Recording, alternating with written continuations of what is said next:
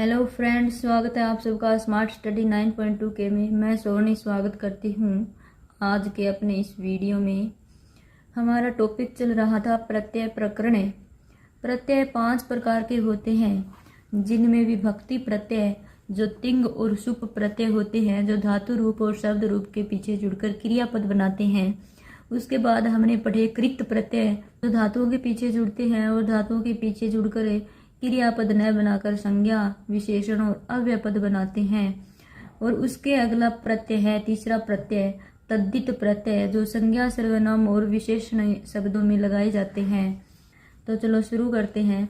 तद्धित प्रत्यय क्या होते हैं कि संज्ञा, सर्वनाम और विशेषण शब्दों के पीछे जो प्रत्यय जोड़े जाते हैं वो तद्धित प्रत्यय होते हैं। तद्धित प्रत्यय में प्राय सभी विभक्तियों एवं तीनों लिंगों में रूप चलते हैं, यानी जिन शब्दों के पीछे तद्धित प्रत्यय जुड़ेंगे उन प्रत्यांत शब्दों के तीनों लिंगों और विभक्तियों में सभी विभक्तियों में रूप चलते हैं। कुछ तद्धितांत प्रत्यय हैं वो अव्यय के रूप में भी बन जाते हैं। जो प्रत्यय इत, गित, कित आदि में णित, गित, कित यानी इ की इत यानी इत संज्ञा हो जाती है। गित में ग की इत संज्ञा, कित कै की इत संज्ञा, यानी इन वर्णों की इत संज्ञा होती है। तो वहाँ आदि अच यानी शुरुआत में शब्द के शुरू में जो अच है, स्वर वर्ण है, उसको क्या हो जाती है, वृद्धि हो जाती है। जैसे वसुदेव प्लस में अण प्रत्यय है, तो वसुदेव में अण प्रत्यय जोड़ेंगे तो वासुदेव हो जाएगा। वै के ए को क्या हो गई, वृद्धि होकर क्या हो जाता है, आ हो जाता है। यानी शब्द के शुरू का जो अक्षर है और उसके पीछे जो स्वर है उस स्वर में क्या हो जाती है, वृद्धि हो जाती है। ए या आ को आ हो जाता है, ई ए ऐ को ऐ हो जाता है, उ ओ औ को औ हो जाएगा, री ह्रस्व री और दीर्घ री दोनों को क्या हो जाएगा, आर हो जाएगा, और लरी को क्या हो जाएगा, आल हो जाएगा, यानी वृद्धि हो जाएगी। तद्धित प्रत्यय में अण प्रत्यय को देखते हैं हम। सबसे पहले अण प्रत्यय का ए शेष रहता है, ण की इत संज्ञा हो जाती है। ये इत संज्ञा जिन अक्षरों की होती है उसके लिए कुछ विशेष नियम है।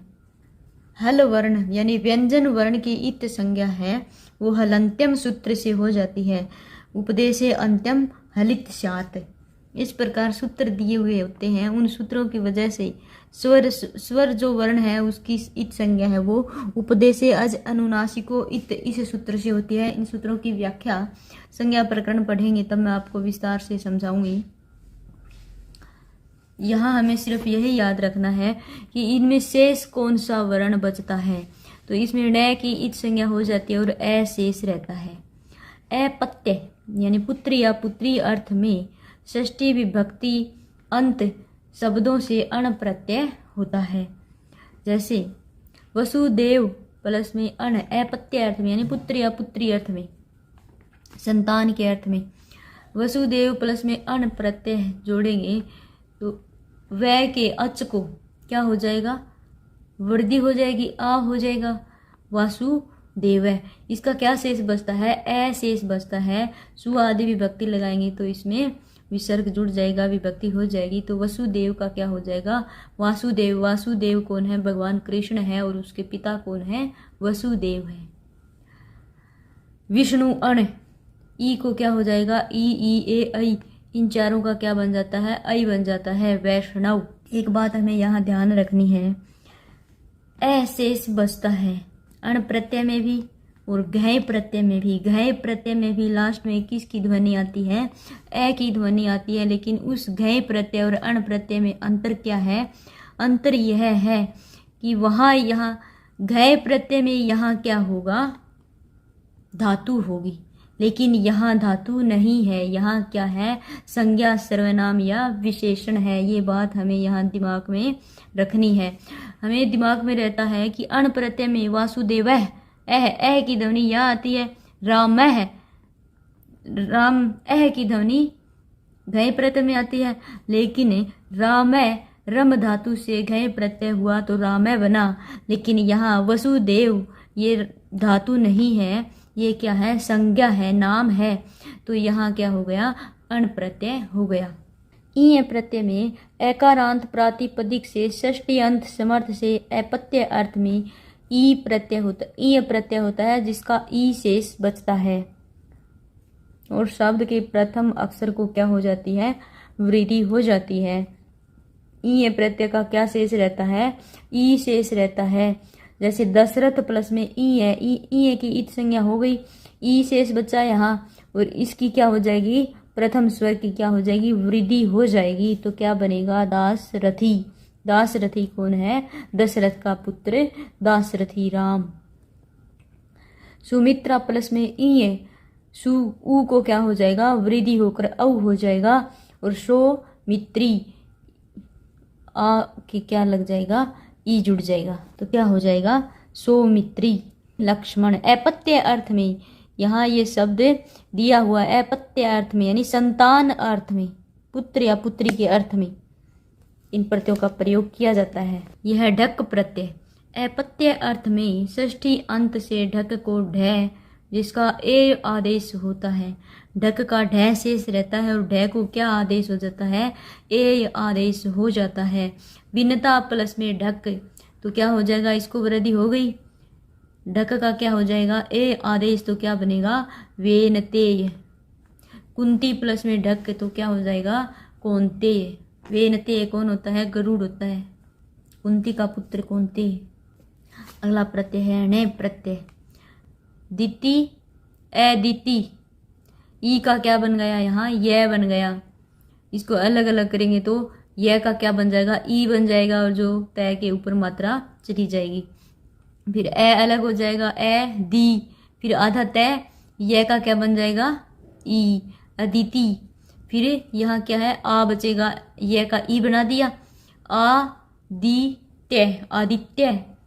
पति उ यहाँ इसमें जुड़ जाएगा, पति उत्तर पदान्य यानी दिति अदिति आदित्य और पति उत्तर पद से परे ण्य प्रत्यय होता है। इन शब्दों के बाद में ण्य प्रत्यय होता है, 4 शब्द है, इनको रटना है। दिति प्लस में ण्य बराबर क्या हो जाएगा, दैत्य। अदिति प्लस में ण्य बराबर है आदित्य। कुरुवंशी और ण्यकार आदि से ण्य प्रत्यय होता है, यानी कुरुवंशी और ण्यकार, ण्य से जो शुरू होता है उन प्रत्यय से क्या होता है, ण्य प्रत्यय होता है। ये 2 नियम है, यहाँ सूत्र दिए हुए हैं, इनसे कौन सा प्रत्यय होता है, ण्य प्रत्यय होता है, बस रटना है इन्हें। इसके बाद है मतुप प्रत्यय। मतुप प्रत्यय वाला अर्थ में होता है, मत इसका शेष रहता है। एकारांत आकारांत व मकारांत शब्दों के साथ, यानी जिसका अंत ए आ व मैं से हो, उन शब्दों के साथ मत के स्थान पर क्या हो जाता है, वत आदेश हो जाता है। मतुप प्रत्यय है वो गुणवाची शब्दों से होता है। रस आदि भैंस यानी रस आदि गुणवाची शब्दों से मतुप प्रत्यय होता है।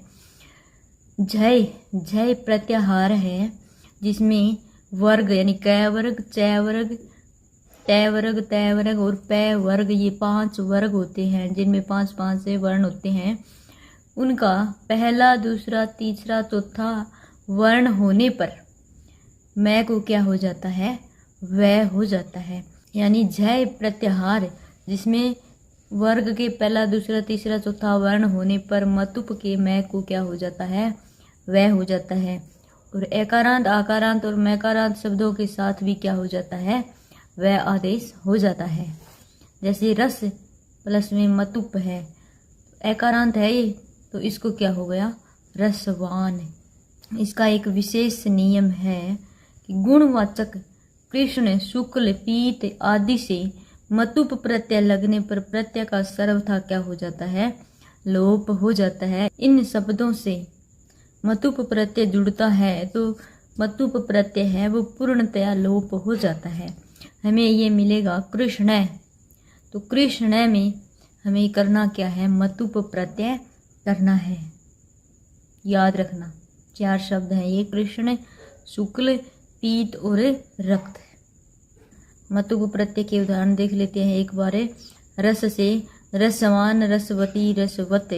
वेत से वेतस्य, वेतस्वान, वेतस्वती, वेतस्वत। धन से धनवान, धनवती, धनवत, तीनों लिंगों में रूप इसके चलते हैं। अगला प्रत्यय है तल प्रत्यय और तव प्रत्यय। तव और तल प्रत्यय भाववाचक संज्ञा बनाने के लिए इनका प्रयोग किया जाता है। तव प्रत्यांत शब्द हमेशा नपुंसकलिंग में होता है और तल प्रत्यांत शब्द हमेशा स्त्रीलिंग में होता है। तव का तव ही जुड़ता है शब्द के पीछे और तल का ता बन जाता है। एकदम सरल प्रत्यय है। लघु से तव जुड़ेगा तो लघुत्व है और तल जुड़ेगा तो क्या हो जाएगा, लघुता। महत से महत्व है, महता। देवत्व है, देवता। शिशुत्व है, शिशुता। जड़त्व है, जड़ता। मनुष्यत्व है, मनुष्यता। पशुत्व है, पशुता। इस प्रकार तव और तल प्रत्यांत शब्द हैं। इसके बाद है तरप और ईय शून्य प्रत्यय। तरप और ईय शून्य प्रत्यय का प्रयोग दो में से एक की अतिशयता बताने के लिए किया जाता है। जैसे इंग्लिश में होती है गुड, बेटर, बेस्ट, यानी अच्छा, उससे अच्छा और सबसे अच्छा। वैसे ही तरप और तमप प्रत्यय दो होते हैं। तरप प्रत्यय है वो दो में से एक की बताने के लिए होता है और तमप प्रत्यय है वो बहुतों में से एक की विशेषता बताने के लिए प्रयोग किया जाता है। तरप का तर शेष रहता है और ईय शून्य का ईयस शेष रहता है। तीनों लिंगों में इसके रूप चलते हैं। दोनों के योग में पंचमी विभक्ति का प्रयोग किया जाता है। तरप और ईय शून्य प्रत्यय के योग में कौन सी विभक्ति का प्रयोग किया जाता है, पंचमी विभक्ति का प्रयोग किया जाता है।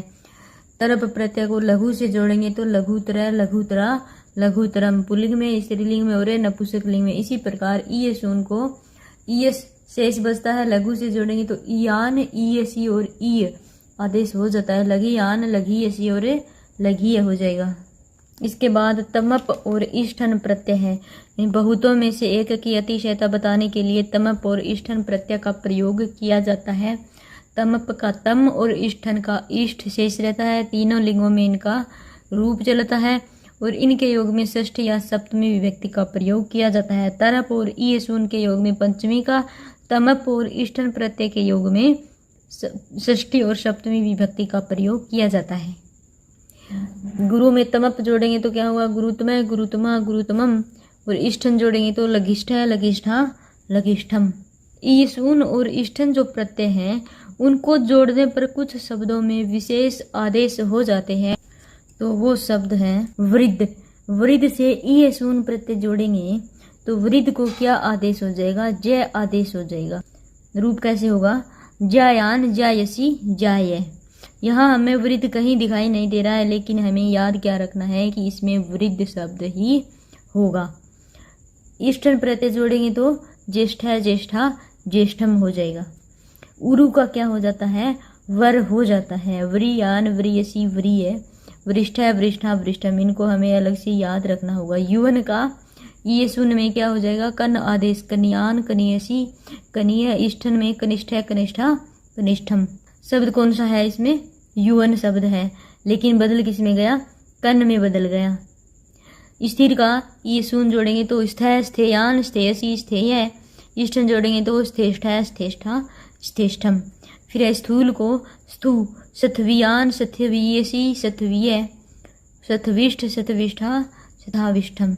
ऊ को क्या बन गया, यहाँ ऊ का वै बन गया, यण संधि इसमें हो गई।